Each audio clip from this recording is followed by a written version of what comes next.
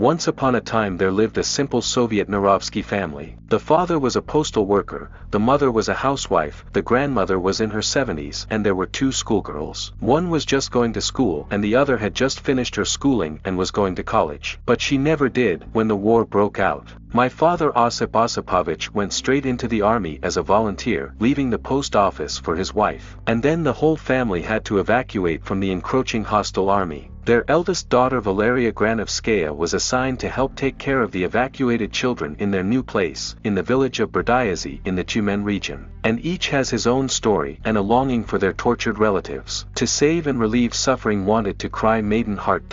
Valeria with friends achieved the direction on courses of nurses and after their graduation distribution in front part. How could yesterday's fragile schoolgirls have the strength to pull out dozens of men from the front line wounded by shrapnel and bullets? Apparently, it was the noble rage before which the inhuman mechanism of German annihilation was crushing. Lerochka became an angel of salvation and a talisman for the frontline soldiers. Before her skillful hands the death itself receded. The count of soldiers' lives saved by her went to hundreds. Soldiers, as much as they could, took care of their swallow. It was their nickname for the nurse. But to Germans, after all, the Red Cross doesn't lay down the law. It was necessary in Lyra to shoot back, saving lives of just bandaged fighters, and even to lift soldiers in attack. 3 dozen uninvited guests were shot down by her well-aimed bullets during one battle alone, which took place in the Donetsk region. Valeria Granovskaya's last battle happened in the fall of 1943. 2 heavy tanks jumped out at her home sandbat filled with bloody soldiers.